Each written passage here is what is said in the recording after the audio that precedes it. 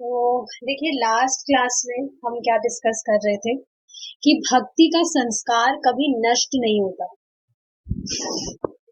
भक्तों के साथ नियमित रूप से अगर भक्ति कर रहा है व्यक्ति, तो शनैः शनैः फलवती, मतलब धीरे धीरे वो फलता रहता है, फलीभूत होता है। मतलब जैसे फॉर एग्जाम्पल, हम कोई बीज लगाते हैं मिट्टी में उसको बोने के लिए, ताकि उसमें से पेड़ उग जाए। तो अब क्या होता है, ये एक प्रोसेस है। शनैः शनैः फलवती, मतलब धीरे धीरे ही वो फलेगा। उसमें से पहले कुछ वनस्पति आएगी, फिर वो एक पौधा बनेगा, फिर जाकर वो एक पेड़ का रूप लेगा, और फिर जाके उसमें फल आएंगे। तो ये एक प्रोसेस है, धीरे धीरे फलीभूत होता है। उसी तरह से भक्ति भी ऐसे ही है कि ऐसा नहीं है कि आपने कुछ दिन की तो प्रकाशित हो गई। धीरे धीरे आप देखेंगे, इट्स अ ग्रेजुअल प्रोसेस। और जैसे जैसे आप करते जाएंगे भक्तों के साथ नियमित रूप से डिवोटीज के एसोसिएशन में कंटिन्यूसली डेली आप करते जाएंगे, तो आप देखेंगे कि करते करते करते करते कितना आगे आप पहुंच गए और आपको पता भी नहीं लगा कि कहाँ पहुंच गए आप।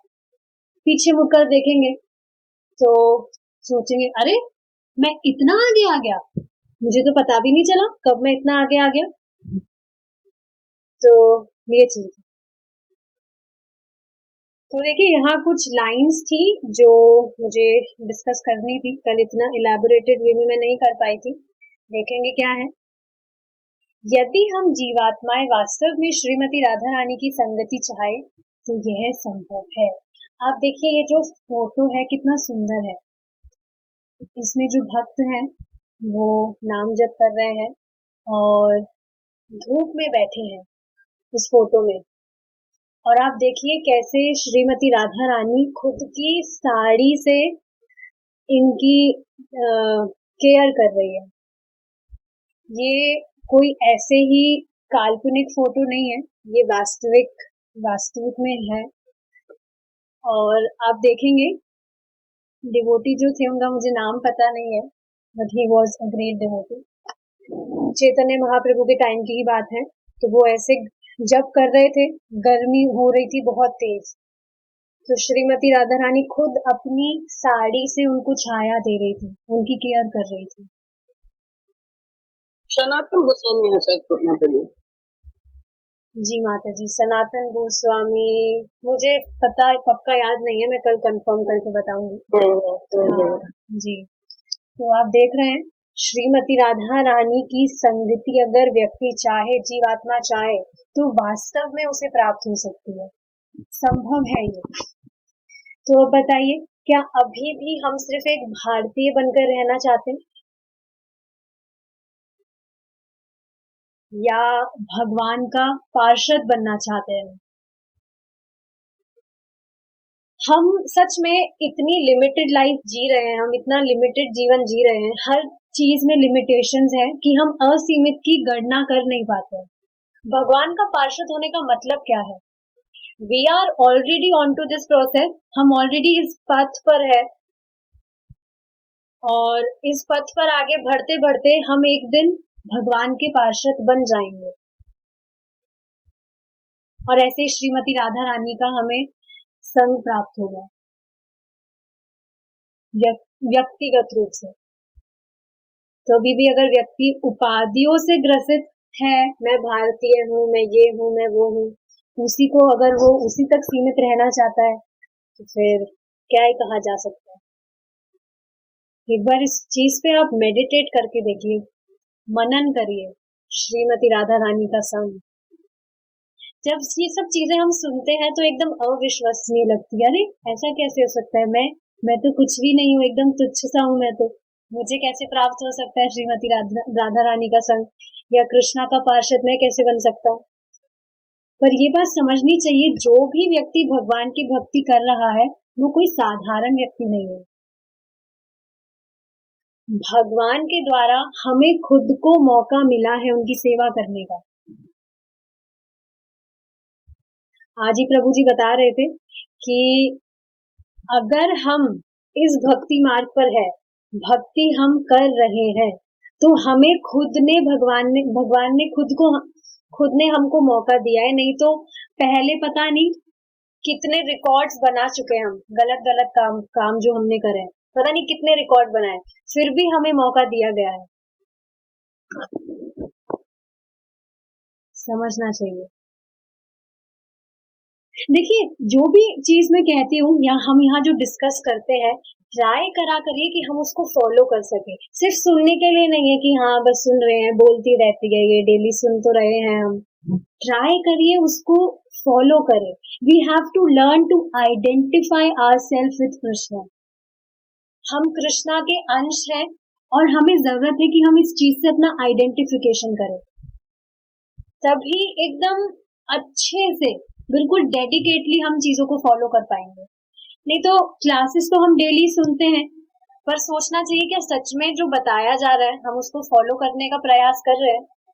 करना चाहिए प्रयास, सिर्फ क्लास सुनने के लिए क्लास में नहीं आना चाहिए। Transformation happens when you practice it practically in your life, तभी परिवर्तन आता है।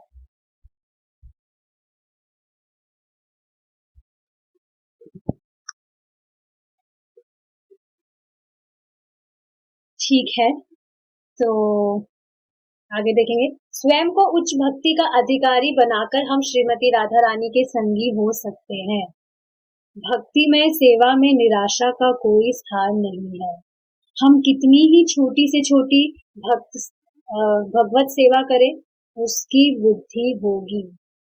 अच्छा देखिए, इसका एक एग्जाम्पल से मैं बताती हूँ। ये चीज तो स्पष्ट है कि जो भी हम भक्ति कर रहे हैं, चाहे से कितनी ही छोटी चीज भी कर रहे हैं हम, उसकी भी वृद्धि होती है। जैसे कुछ भी भौतिक कार्य कर रहे हैं, आपने देखा होगा, एकदम से कोई इच्छा आ जाती है मन में, एकदम से आती है, वो हमको पता भी नहीं होता, अरे ये कहाँ से आई।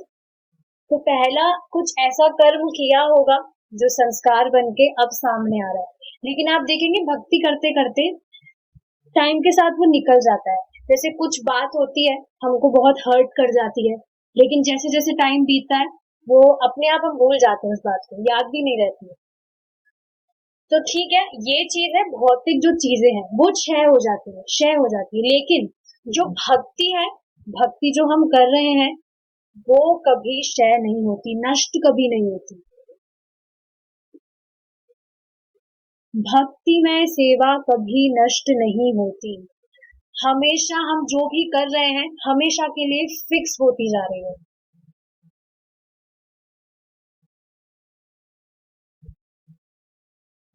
जहां तक भौतिक पदार्थों का संबंध है, इस संसार में हम जो कुछ प्राप्त करते हैं, वह सब शरीर के साथ नष्ट हो जाता है। इस शरीर के साथ सारी चीजें नष्ट हो जाती है। ये शरीर ही जब साथ नहीं रहेगा, तो बाकी चीजों का तो कहना क्या। किंतु चूंकि हम सनातन चिन्मय स्फुलिंग चिंगारी है, अतः हमारी आध्यात्मिक संपदा हमारे साथ जाती है और शनय शनय फलवती होती है। देखिए, अब कुछ बातें हम यहाँ डिस्कस करेंगे। जैसे एक एग्जांपल से आपको समझाऊंगी। जैसे बंदर होता है, कोई उसके लिए जाल बिछाया जाता है कि वो अपना हाथ उसमें देता है गुड़ चना लेने के लिए, तो फिर उसका हाथ वहीं पर फंस जाता है। वो ही गति हमारी है। हमें जो भी भौतिक चीजें दिख रही है, हम उसको लेने का प्रयास करते हैं, लेकिन फिर उसको पाने के चक्कर में हम खुद फंस जाते हैं। सेम उस बंदर की तरह हमारी गति है, कंडीशन है जिसे कहते हैं, फंस जाते हैं। तो हमें खुद को ये ध्यान देना चाहिए कि कौन। अच्छा हाँ, एक और चीज क्या है, अब वो जो बंदर है उस गुड़ चने को पकड़े बैठा है, बस उसको छोड़ नहीं रहा है। पर अब अगर वो समझे कि मैं जो गुड़ चना पकड़ के बैठा हूँ, अगर मैं इसको छोड़ दूंगा तो मैं तुरंत मुक्त हो जाऊंगा, लेकिन वो मूर्ख इस बात को समझ नहीं पाता है।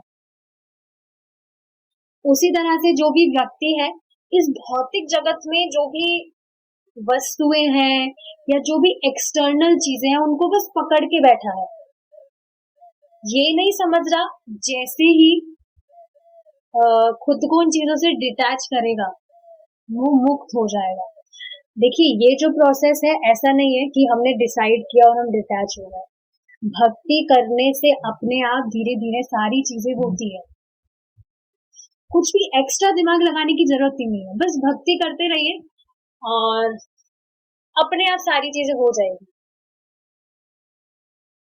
तो हमें खुद ये चीज सोचनी चाहिए कि क्या चीज ऐसी है जो हमें पूर्ण रूप से सुख दे सकती है, क्या चीज है वो।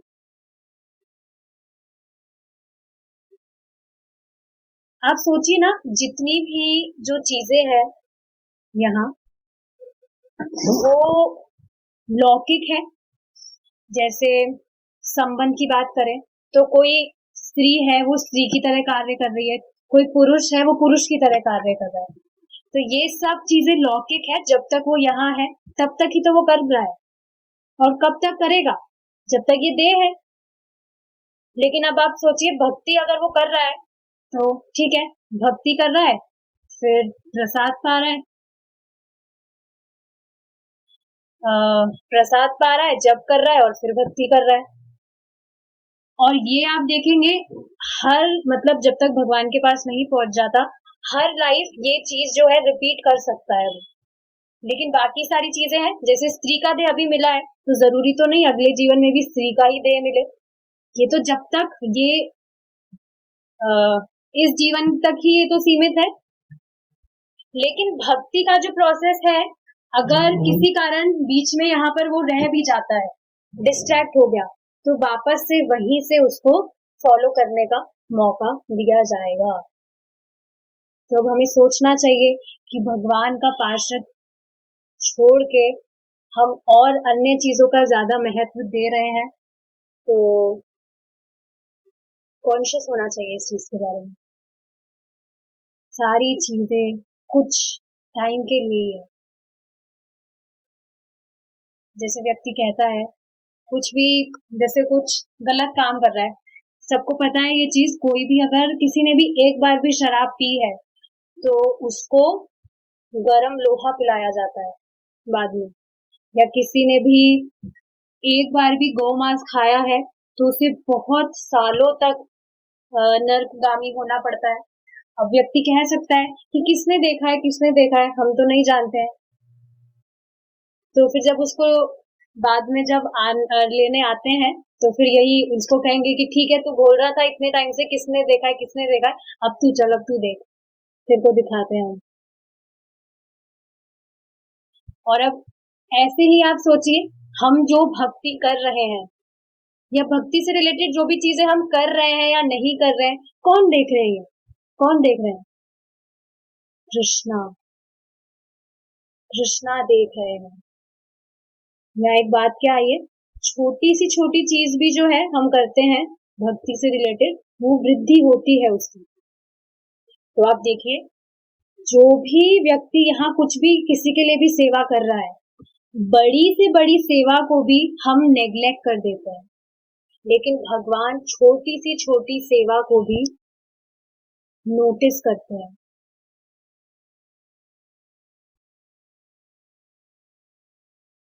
तो इस वजह से आप देखिए, जो भी व्यक्ति भक्ति कर रहा है हमें हमेशा उसको रेस्पेक्ट देनी चाहिए।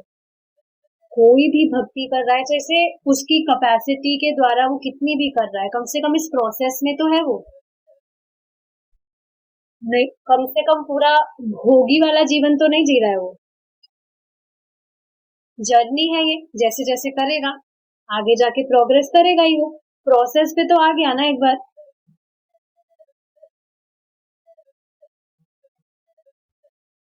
तो ये समझना चाहिए, कोई भी व्यक्ति अगर वाकई भक्ति कर रहा है तो उसके मन में इच्छा जरूर आती है कि वो बताए लोगों को। महाराज कहते हैं कि हमें जो प्रीचिंग है, मतलब खुद को ही पॉइंट करके, कि मैं प्रीचिंग लोगों का उद्धार करने के लिए नहीं करता, मैं खुद कृष्णा भावना भावित में, कृष्णा भावनामृत में दृढ़ हो जाऊं, एकदम दृढ़ हो जाऊं, खुद को दृढ़ करने के लिए प्रचार कर रहे हैं।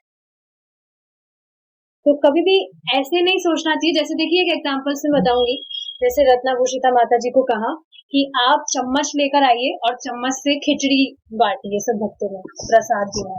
और माता जी कहे कि नहीं, मैं तो बहुत पतित हूँ, मेरे में तो बिल्कुल भी योग्यता नहीं है कि मैं चम्मच उठा के प्रसाद भी मैं बांट सकूं।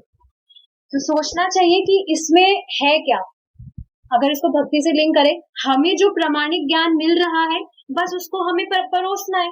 हमारी थाली में जो हमको मिल रहा है उसको बस परोसना है हमें। इसमें योग्यता या अयोग्यता की कहाँ बात है। कोई भी व्यक्ति भक्ति कर रहा है, ऐसा हो ही नहीं सकता है कि उसके मन में ये इच्छा नहीं आए कि वो औरों को बताए। हो ही नहीं सकता है ऐसा। एकदम सॉफ्ट हो जाता है जो भी डिवोटी है, भक्ति कर रहा है तो ये लक्षण है, भक्ति वो कर रहा है तो सॉफ्ट होगा ही और नेचुरली होगा। कुछ एफर्ट्स करने की जरूरत नहीं है। एफर्ट खाली अपनी भक्ति करने में, अपने 16 माला कंप्लीट करिए और जो भी चीजें बताई है शास्त्र श्रवण करिए, अपने आप देखेंगे सारी चीजें होने लगती है। We should learn to respect devotees. Srila Prabhupada खुद कहते हैं कि जो सामने वाला व्यक्ति है वो आपका आचरण जरूर देखेगा। तो कोई चाहे से कैसे भी कितना भी कर रहा है, हमेशा उसको एप्रिशिएट करना चाहिए। तो यहाँ कोई प्रभु जी तो नहीं है। जैसे प्रभु जी बता रहे थे कि जैसे माता जी इस घर में प्रसाद बनाती है, तो क्या हम उनको एप्रिशिएट भी नहीं कर सकते कि बहुत अच्छा प्रसाद बनाया है। ये बात हमेशा ध्यान रखिए। कोई व्यक्ति भक्ति कर रहा है, आप अगर उसको थोड़ा भी एप्रिशिएट करते हैं तो वो और ज्यादा अच्छे से करता है। देखा होगा ना, प्रभु जी हमेशा अप्रिशिएट करते हैं। सुबह जब में बार बार सबको पॉइंट करते हैं, आप अच्छा से कर रहे हैं, आप ये कर रहे हैं, वो कर रहे हैं। ये जरूरी है। एप्रिसिएशन हमेशा देना चाहिए। यहाँ जो माता जी हैं उनके अगर बच्चे भी थोड़ी बहुत भक्ति कर रहे हैं, उनको हमेशा अप्रिशिएट करिए आप, और अच्छे से वो करेंगे भक्ति।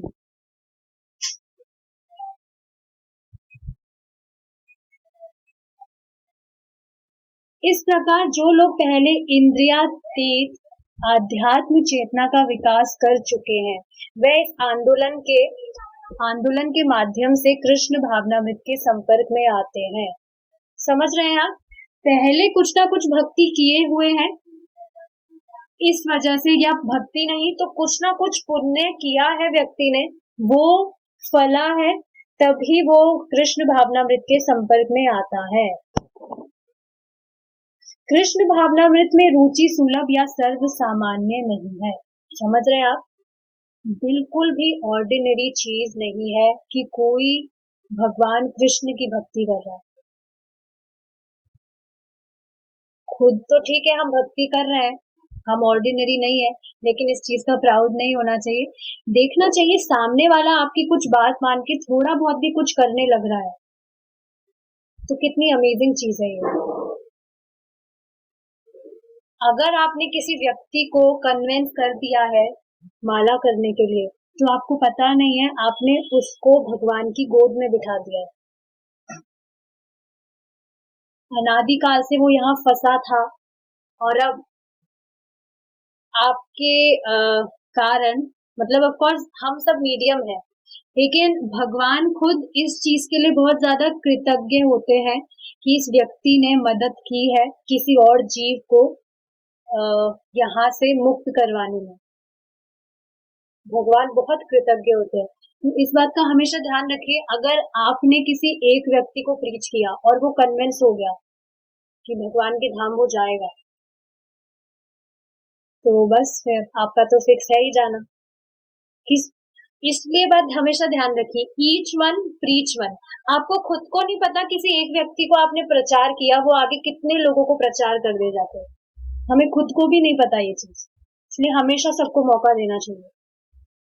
भगवान खुद ये चीज कहते हैं, मेरा जो यश दूसरों को बताता है वो मुझे अधिक प्रिय है।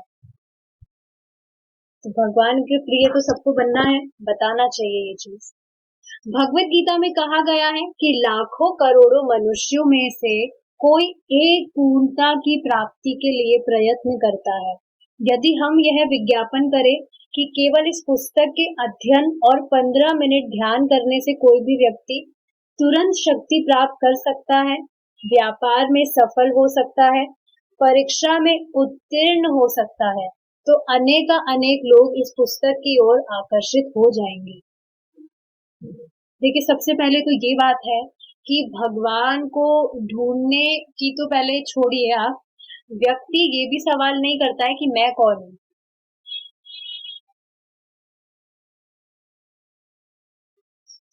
आज ही बहुत पुरानी बात मेरे दिमाग में आई। मेरा जब स्कूल कंप्लीट हो गया था, कॉलेज भी ग्रेजुएशन कंप्लीट हो गई थी, तो मैं बहुत ज्यादा परेशान रहती थी यही जॉब वगैरह के लिए कि क्या होगा क्या नहीं होगा। तो मैं सबसे बस पूछती फिरती थी कि है ना, अपना जो लाइफ का पर्पस है उसके बारे में कैसे जाने हम, कि हमें क्या करना है क्या करना है, सबसे मैं पूछती रहती थी। मुझे आज ही ये बात याद आई, पता नहीं एकदम से। अब देखिए कृष्णा ने कैसे अरेंज करके बस बता दिया, लाइफ का पर्पस चाहिए, लाइफ का पर्पस ढूंढ रहे हो, लो ये है लाइफ का पर्पस। मैं सच बता रही हूँ, बिल्कुल कोई तैयारी नहीं की थी। किसी भी भक्त ने कुछ भी तैयारी नहीं की होगी कि हमें भगवान की भक्ति करनी है कुछ, अपने आप भगवान ने कैसे संपर्क करा दिया पता नहीं चला, पता ही नहीं चला।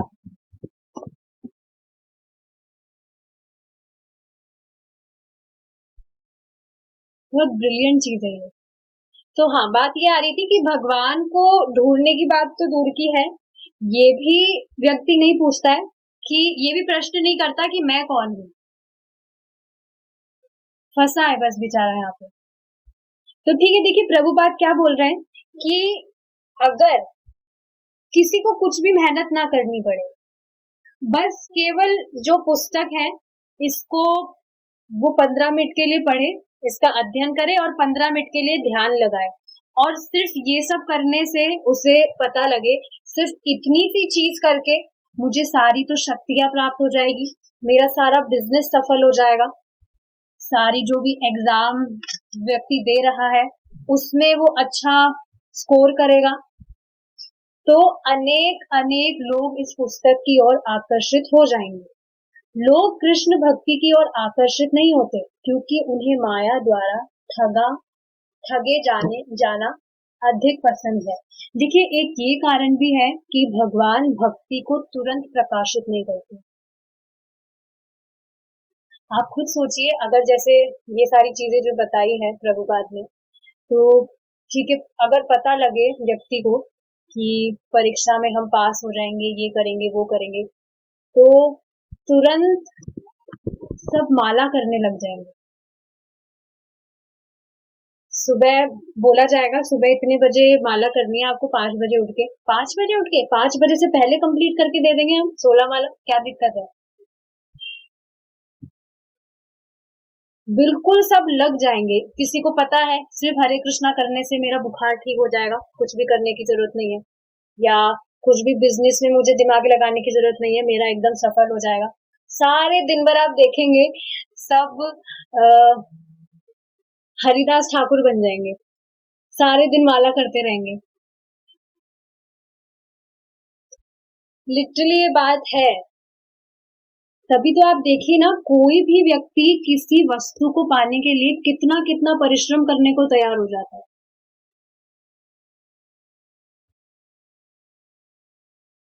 खुद फेमस होने के लिए, कि मैं बहुत फेमस हो जाऊं, अपनी जान तक खतरे में डालने को तैयार हो जाता है व्यक्ति।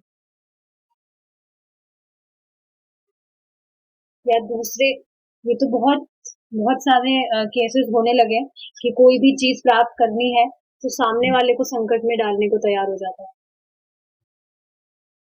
तो यही कारण है कि व्यक्ति भक्ति की तरफ आकर्षित नहीं होते, उनको ये सब चीजें, एक्सटर्नल चीजें ज्यादा अट्रैक्ट करती है, इस वजह से वो कुछ भी करने को तैयार होते हैं। और इसका कारण क्या है, माया के द्वारा ठगे ठगे हुए हैं सब, माया से प्रभावित है, उससे बाहर का कुछ सोच ही नहीं पाते हैं।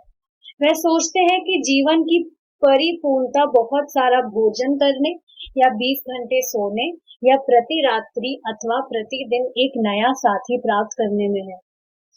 लोग इन्हीं बातों में रुचि रखते हैं, जीवन की परिपूर्णता में नहीं। आप खुद ये तो देखिए प्रैक्टिकल बात है। आप अपने रिश्तेदार से कभी मिलने जाते हैं, पहले तो ठीक है ये बातें हमें नॉर्मल लगती थी, पर अब जब भक्ति करने लग रहे हैं हम, चित्त में परिवर्तन आ रहा है। आप देखेंगे, खुद ऑब्जर्व करेंगे, जो भी बात करते हैं वो इन 4 बातों से कुछ अलग नहीं है। या तो कुछ खाने पीने की बात करेंगे, या सोने की बात करेंगे, या बस इन बातों से ऊपर है क्या उनके पास। या कोई नया साथी की देखिए बात हो रही है, तो इसके बारे में भी चर्चा करते रहेंगे। उसने तो ऐसे शादी कर ली, उसने उसका वैसे छोड़ के चला गया, ये वो, बस ये बातें करते रहेंगे। इन्हीं बातों में रुचि रखते हैं। सच में एक और बात आपको बताना चाहूंगी, जिस व्यक्ति ने पूरा जीवन भक्ति नहीं की, आप देखेंगे थोड़ा जब वो वृद्ध हो जाता है, होने लगता है, उसकी आप देखेंगे जो यंगस्टर्स होते हैं उससे ज्यादा इच्छाएं होती है भोग करने की, और वो बहुत ज्यादा आपको फ्रस्ट्रेटेड दिखेगा, क्योंकि उसको खुद को दिख रहा है मेरी उम्र तो अब निकल चुकी है, अब मैं और भोग नहीं कर पाऊंगा अच्छे से। चिड़चिड़ा चिड़चिड़ा होकर रहेगा बस वो, चिड़ चिड़ चिड़ चिड़। इन चीजों को आप जब ऑब्जर्व करेंगे तब आप अच्छे से ज्यादा देख पाएंगे। तो देख रहे हैं आप, इन बातों में ही रुचि रखते हैं और इनसे ऊपर कुछ है ही नहीं उनके पास सोचने को। और अब आप देखिए, जब भक्ति कर रहे हैं, अगर हमसे कोई भी ऐसी कुछ बात करता भी है तो तुरंत हमें दिखता है, अरे टाइम खराब हो गया, क्यों ये सब बातों में हम पड़े, इससे अच्छा हम कुछ और कर लेते भगवान से संबंधित। तुरंत आएगा ये मन में, पहले नहीं आती थी ये चीजें।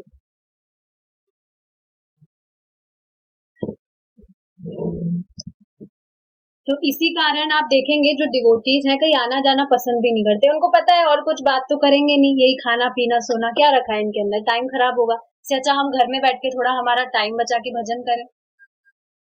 रिश्तेदारों से आपको सुनने को मिलेगा, अरे ये तो अपने में ही रहते हैं, इनको तो किसी से मतलब ही नहीं है। देखिए ये चीज भी है, सामने वाले व्यक्ति को ऐसा लगेगा कि आप बहुत ज्यादा रफ हो गए हैं भक्ति करने से, पर ऐसा होता नहीं है। भक्त कभी भी रफ नहीं होता है, सख्त नहीं होता है, बल्कि वो सॉफ्ट रहता है हमेशा।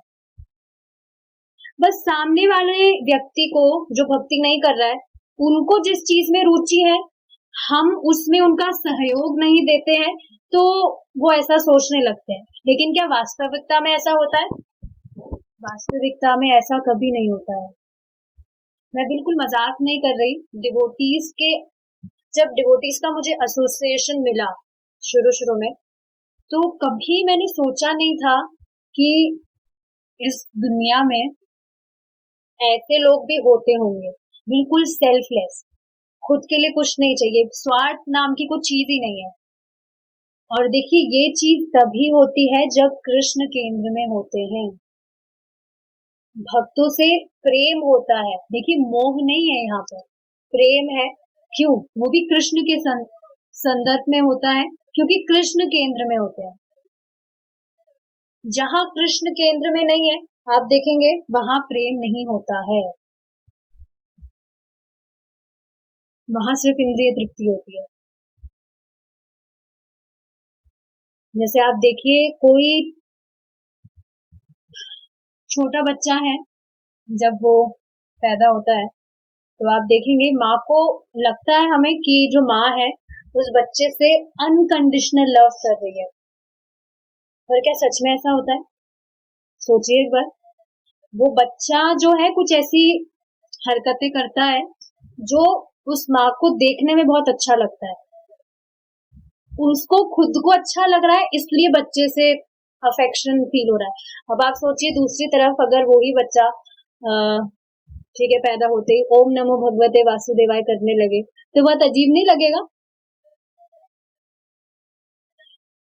हो सकता है इस बात को आप एक्सेप्ट नहीं कर पा रहे, लेकिन ये बात सच है कि अगर खुद को कोई चीज अच्छी नहीं लग रही, खुद की इंद्रिय तृप्ति नहीं हो रही है, तो व्यक्ति को अच्छा नहीं लगेगा।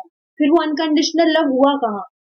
आप देखेंगे कोई भी व्यक्ति है, उसकी इंद्रिय तृप्ति में कुछ भी बाधा आएगी, वो तुरंत द्वेष करने को तैयार हो जाता है, तुरंत।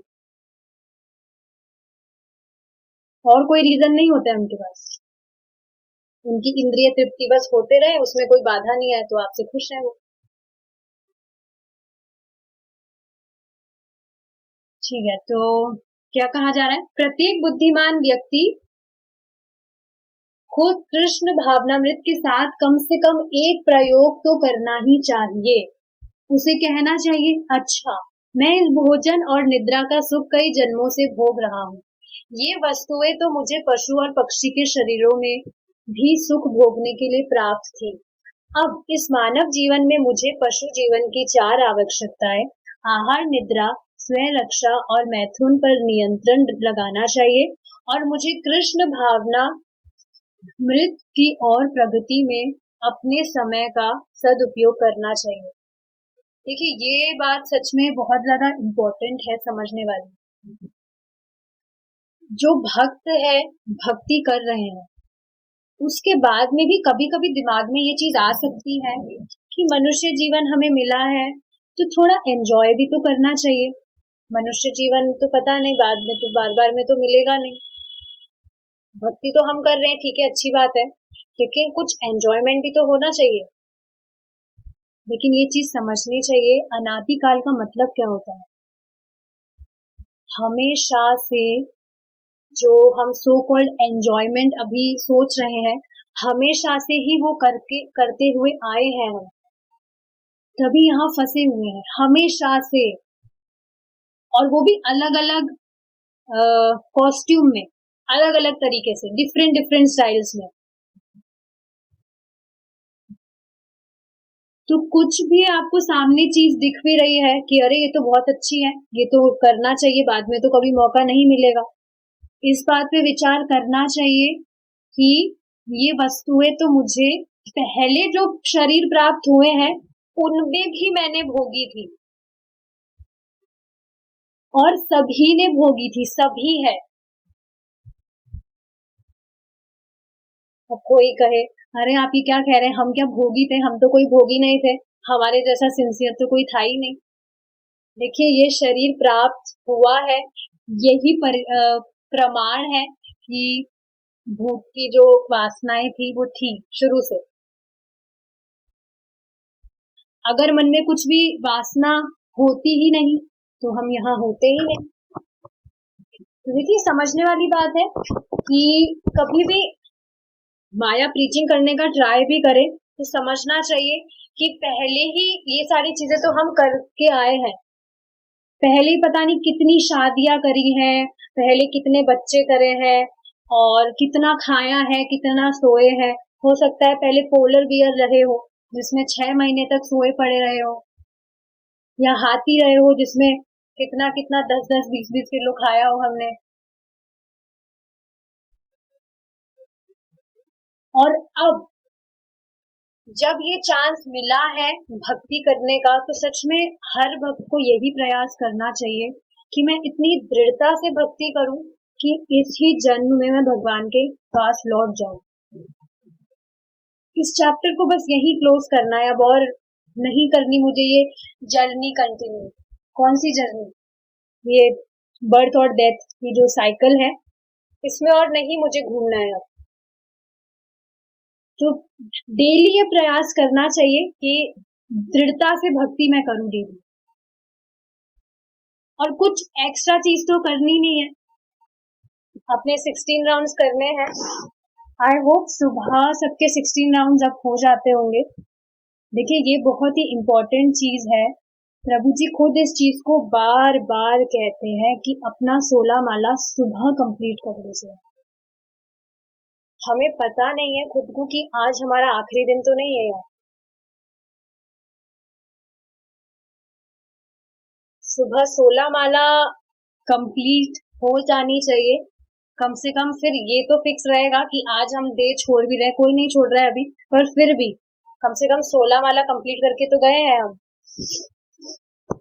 ये बात ठीक है, बोली जाती है, अरे मैं थोड़ी मर रहा हूँ अभी, अभी तो बहुत टाइम है, मैं तो भगवान की भक्ति कर रहा हूँ, अभी अभी थोड़ी लेकर जाएंगे भगवान मुझे, अभी तो बहुत टाइम है मेरे पास। ऐसा नहीं सोचना चाहिए। अभी की रीसेंट घटना है, कोई भक्त है, उनकी एक 16 साल की बच्ची है, वो भी कुछ कुछ भक्ति कर रही थी, और 16 साल की बच्ची ने देह त्याग दिया। तो कभी नहीं सोचना चाहिए कि अभी तो बहुत टाइम है हमारे पास, कुछ भी टाइम नहीं है।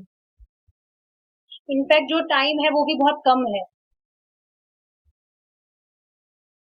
कितना टाइम हुआ है अभी भक्ति करे, ज्यादा टाइम तो हुआ भी नहीं है, कितना ही टाइम हुआ है, अभी तो आधा जीवन भी नहीं गया। तो प्लीज अभी नोट कर लीजिए, आप, मेरी रिक्वेस्ट है, सिर्फ ये कुछ चीजें आप फॉलो करिए और कुछ एक्स्ट्रा करने की जरूरत नहीं है। अपना 16 माला सुबह के टाइम कंप्लीट कर लीजिए, और कथा डेली सुनिए, और भगवान का प्रसाद ही पाइए। बस ये कुछ चीजें फॉलो करिए, और कुछ एक्स्ट्रा करने के लिए नहीं कहा जा रहा, जिसमें से चैंटिंग सबसे ज्यादा इम्पोर्टेंट है। मतलब ऐसा नहीं है बाकी सारी चीजें ऐसे ही है फालतू की, लेकिन आप देखेंगे चैंटिंग मेन है। कभी कभी हो सकता है कि क्लासेस मिस हो जाए, पर चैंटिंग कभी ऐसा दिन ना जाए जिस दिन आपके 16 माला से कॉम्प्रोमाइज कर लिया हो। सुबह ही कंप्लीट हो जाए तो बहुत अच्छी बात है, बाद में जैसे कुछ तबीयत वगैरह भी कभी खराब हो गई तो नहीं कर पाए, कुछ भी सिचुएशन आ सकती है पूरे दिन में, हु नोज क्या होगा, इसलिए सुबह ही कंप्लीट कर लेना चाहिए। तो देखिए यही चीज है कि अब मुझे मौका मिला है कृष्ण भावनामृत की और प्रगति में अपने समय का सदुपयोग करना चाहिए। देखिए ये भी चीज है, डिवोटीज का जो टाइम है वो बहुत ज्यादा प्रीशियस होता है, मतलब डिवोटीज खुद इस चीज को समझते हैं, तो कुछ भी ऐसा टाइम ना जाए जो फालतू जाए, हर टाइम का हमें सदुपयोग करना चाहिए। इस प्रकार मेरा जीवन सफल होगा। किस प्रकार? जब हम हमारे समय का सदुपयोग करेंगे और सही तरह से नियमित रूप से भक्ति करेंगे। अभी एक माता जी है, मैं नाम नहीं रखूंगी, कुछ दिन छुट्टियां मनाने गई थी माता जी अपने बच्चों के साथ, लेकिन फिर बाद में खुद ही आकर बताती है कि मेरा तो पूरा सब कुछ भक्ति वगैरह डिस्टर्ब हो गई, मेरे को तो जाकर अच्छा ही नहीं लगा, बच्चों की वजह से जाना पड़ रहा था, क्या करें। देखिए पहली बात समझने वाली ये है कि बच्चे आपके हैं, आप उनके बच्चे नहीं है, तो आप उनको समझा सकते हैं, यू आर अ डिवोटी। बाकी जो डिवोटीज होते हैं वो भी तो ऐसा नहीं है ना कि हॉलिडे के लिए अपने बच्चों को ले जाते हैं, अब बच्चे की खुशी के लिए तो जाना पड़ता है, क्या करें। हम भी तो शुरू से इन चीजों में खुशी देखते आए हैं, पर क्या सच में ये खुशी है? तो अपने बच्चों को भी अगर हम इन चीजों का अभ्यस्त बना दे रहे हैं तो कहाँ गड़बड़ है, सोचना चाहिए। शुरू से ही अगर समझाया जाएगा, शुरू से ही बच्चों की आसक्ति सही जगह पर लगाई जाएगी, तो आगे परेशानी नहीं आएगी। जितने भी जो लोग हैं भक्ति नहीं करते हैं, उनको भी तो देखिए, उनको छुट्टी क्यों चाहिए होती है? क्योंकि वो जो काम कर रहे होते हैं उनसे वो बोर हो जाते करते करते, तो हमेशा उनको कुछ नया चाहिए। मैंने क्वेश्चन पूछा था कि अगर कोई व्यक्ति कहे कि हम तो जो कर रहे हैं हम उसमें एकदम बढ़िया है, हम बोर नहीं हो रहे, तो फिर उस व्यक्ति से पूछिए फिर तुम्हें संडे की छुट्टी क्यों चाहिए होती है? बोर नहीं हो रहे हो तो हर दिन वही काम करो।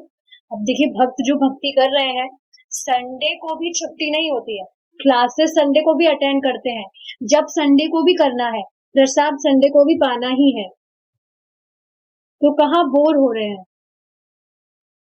मैंने आज तक नहीं सुना किसी ने कहा हो कि हम भक्ति करने से बोर हो रहे हैं। बोर नहीं होते। हाँ, अच्छे से नहीं कर पा रहे हैं या रुचि अभी नहीं मिल लग रही है, वो अलग बात है, पर बोरिंग नहीं लगता है कभी भी कि बस बहुत हो गया, अब कुछ नया करना है हमें। भक्ति इज बोरिंग। भक्ति में आप देखेंगे एक अलग ही टेस्ट है, तो इस चीज को समझना चाहिए। अगर बच्चे जिद्दी करते हैं तो शुरू से ही अगर उनकी सही जगह हम आसक्ति डाल देंगे तो बाद में फिर परेशानी नहीं आएगी। ऐसा नहीं है कि हमने इस कृष्ण भावनामृत शब्द को गढ़ लिया है। कृष्ण भावनामृत शब्द विश्व के इतिहास में प्राचीनतम है। देखिए, ये बात भी समझने वाली है कि कृष्णा कॉन्शियसनेस ऐसा नहीं है कि प्रभुपाद जी ने ये मूवमेंट चलाया है तो ये वहीं से स्टार्ट हुआ है। प्राचीन इतिहास में प्राचीनतम का मतलब क्या है? शुरू से है, अनादिकाल बोल सकते हैं। हमें ऐसा नहीं होता ना कि किसी व्यक्ति को कोई चीज का ज्ञान अभी हुआ है तो वो चीज अभी से स्टार्ट हुई हो। हमें कृष्ण भावनामृत के बारे में अभी से पता लगा है या हमें पता लगा है प्रभुपाद जी के द्वारा ये स्टार्ट किया था, तो ये तब से नहीं है। इतिहास में प्राचीनतम मतलब बहुत स्टार्टिंग से। स्टार्टिंग नहीं होता अनादि, मतलब हमेशा से। अनादि का मतलब क्या होता है? जिसकी ना कुछ स्टार्टिंग होती है, बिगिनिंग होती है, ना कोई एंड होता है। अब इसका अर्थ क्या है? ये हमेशा से क्यों है? क्योंकि भगवान तो हमेशा से भगवान है। ऐसा तो नहीं है कि कुछ टाइम पहले भगवान बने। तो भगवान हमेशा से भगवान है, इस वजह से उनकी भक्ति करना भी मनुष्य जीवन का हमेशा से ही उद्देश्य है। ऐसा नहीं है कि प्रभुपाद ने एक नया उद्देश्य गढ़कर लाए हैं मनुष्यों का। हमेशा से ही मनुष्य जीवन का यही उद्देश्य है कि व्यक्ति भक्ति करे भगवान की, भगवान के धाम लौट जाए। ये चीज मैंने आपको बताई थी कि 84 लाख योनियां हैं जीवों की, उसमें से जो मनुष्य योनि है, जब उसकी रचना हुई तो भगवान बहुत प्रसन्न हुए थे। क्यों? क्योंकि एकमात्र मनुष्य योनि में ही व्यक्ति के पास इतनी कॉन्शियसनेस होती है कि वो चीजों को समझे और भगवान की भक्ति अच्छे से करके भगवान के पास वो लौट सकता है। तो अब समझना चाहिए हमारा कितना भाग्य है। क्या भाग्य है? एक तो हमें मनुष्य जीवन मिला, ऊपर से भक्तों का संग प्राप्त हुआ और हम भक्ति कर रहे हैं उनके साथ। कितना सुंदर भविष्य है, ये अभी से देखना चाहिए हमें। तो हम यहाँ रुकेंगे, किसी का कुछ क्वेश्चन तो नहीं है? श्रील प्रभुपाद की जय।